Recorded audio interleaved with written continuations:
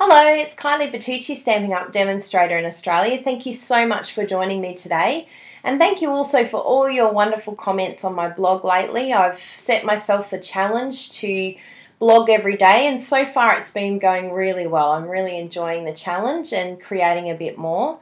But today I thought I, as promised, would show you the card that I made yesterday on my blog post. So if you missed that, you can go back to yesterday's post, but this is it here as well. And I'll have a photo on my post today. And it's just got some really modern techniques on there, the ombre effect, having the metallic thread and also the sequins. So it'll be nice to be able to show you how I did those. If you don't have the products, you're more than welcome, if you live in Australia, to go back to my post from yesterday and purchase those from my Stampin' Up online store. And then you can save this video and basically have a class online to follow along with. So hopefully you find this a useful video in the future or even now. So come in closer and we'll have a look at how I made this card. Okay, so thanks for coming in. We're going to have a closer look at how I did this card. So it's a very modern card. We're using the ombre technique, which is really in at the moment. We've also got the metallic thread, which is really popular, and the sequins as well. And I've got a few tips on using those that might help you, because the metallic thread can be a little bit frustrating sometimes. And the sentiment is embossed, just so that it pops a little bit more and matches my black sequins. I've also got quite a few layers here. We've got the Pool Party, Bermuda Bay, and also the Island Indigo, which is the same in the ombre technique. And those layers, just so that you've got measurements there, and I'll put them on my blog as well. So the first layer, which is the card in Island Indigo, I've just cut an A4 sheet in half, which is at the 14.9 centimetres. Then the next layer is our Bermuda Bay, and that's cut at 14.6 by 10.2. So it's basically 3 millimetres shorter than the A4 cut in half.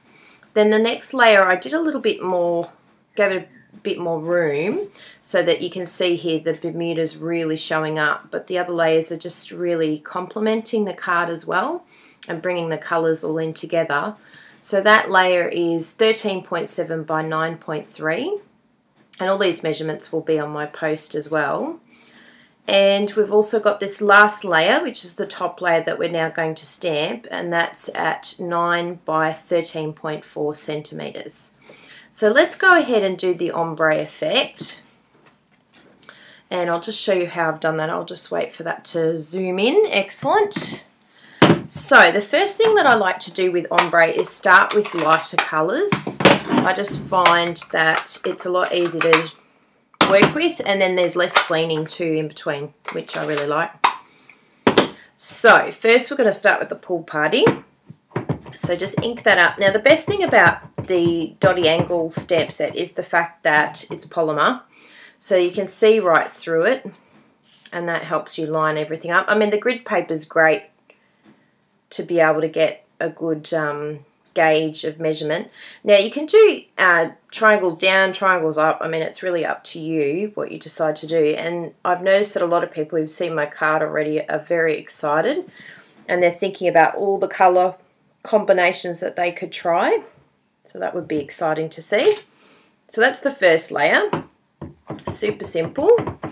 Now the second layer, what I'm going to do is just look at where the top is, which is these couple of lines here. I'm going to put some Bermuda there, just so that the ombre effect isn't disjointed. It's really looking like it's blending in together.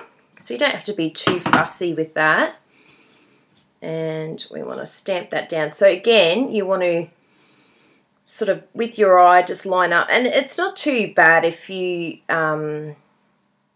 stamp a little bit lower than you should. I mean, it just creates an effect, because you can see here, tiny little bit over, but you can't really tell. So now the next one we'll do the same thing, but we'll do the Bermuda,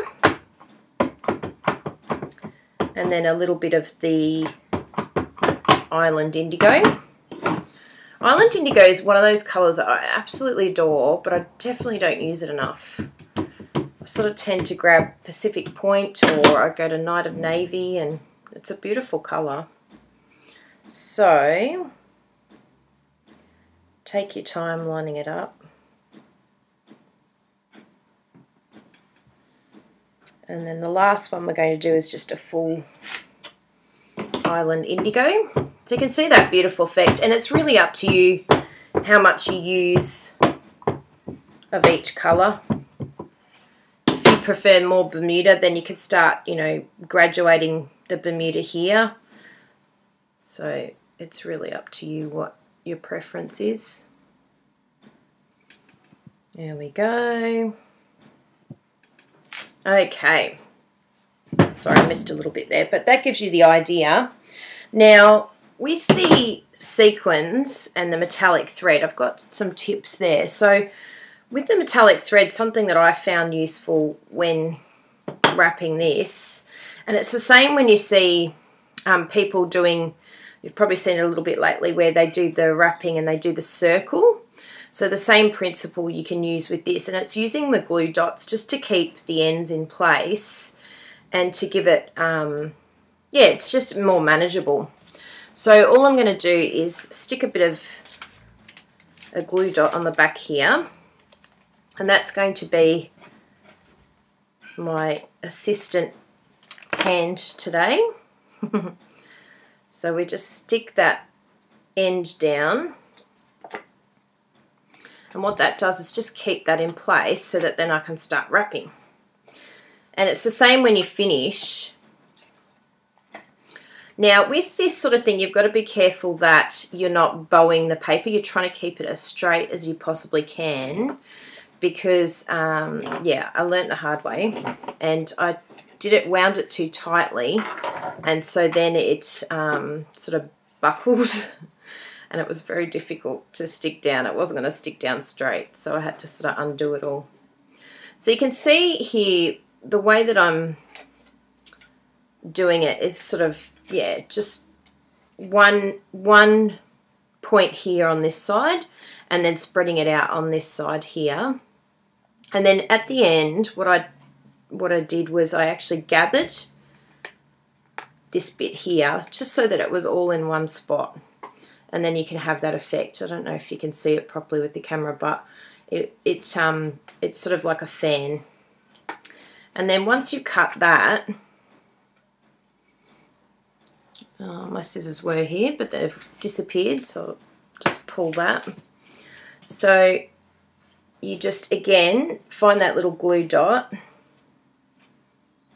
and push down on that. And so it's just used, that glue dot's, you know, come in very handy. And again, just gather it on the edge.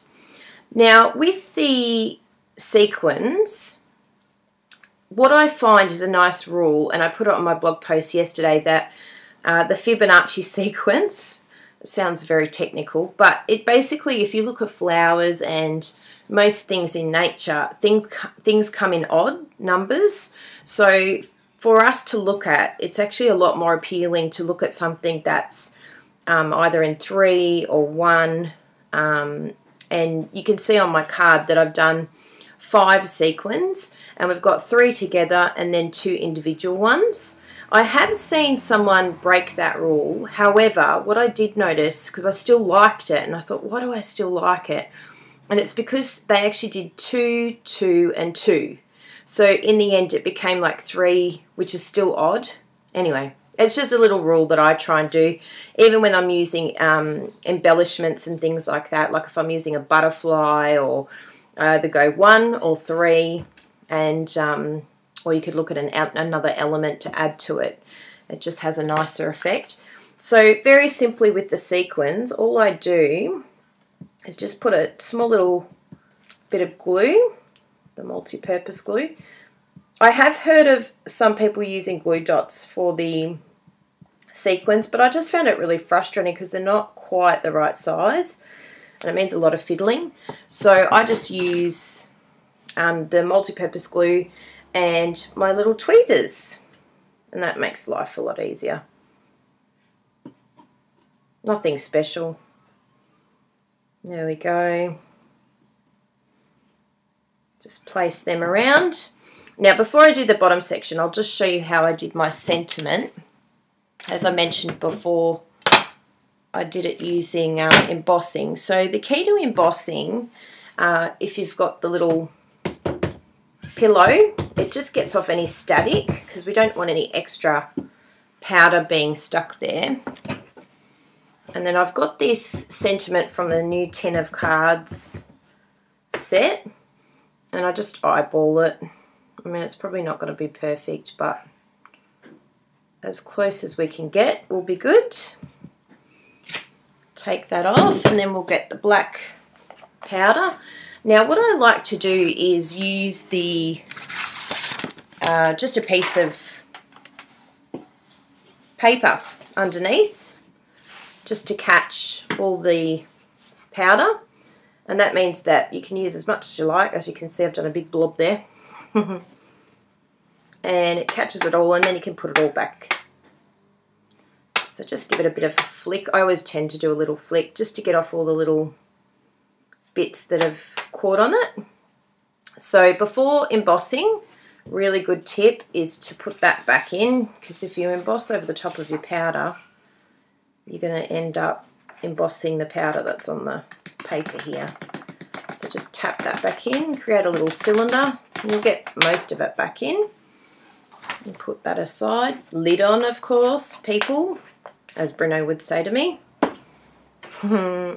So now we're going to emboss that. So I'll get my embossing tool. Isn't this fun to do? Who loves embossing? I know I do. Let's watch the magic occur. Oh, could help if I turn it on.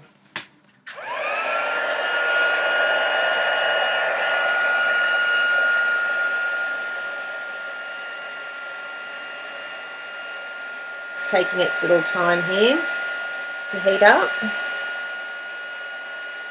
Okay, here we go. And you'll see when you emboss, if you haven't embossed before, you definitely need to get onto it. But the colour will actually change, and it will go glossy, and it looks melted, so you can tell when it's ready. Okay, so that's our quick little embossing sentiment. It doesn't have to be a big ordeal embossing. It really can be simple. It's just having your tools close by and ready to go.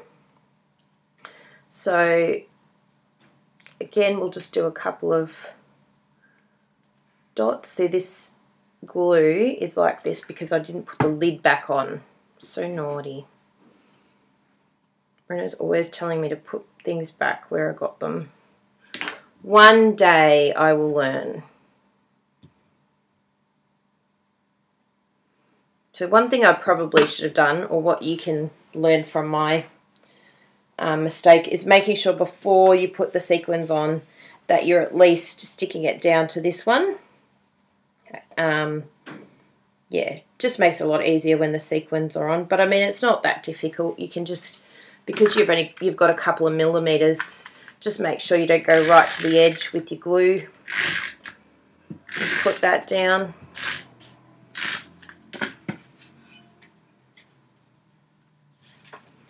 Now with layering, the key that I have found works for me is not pushing down too hard and just sort of visualizing each side.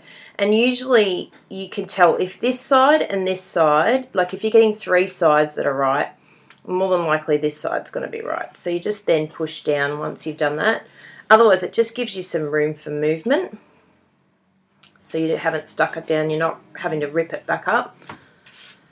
And then we need our base. Always check that you've got the opening the right way. How many times have we done that? I've done that so many times. Stuck it down and then gone, wrong way.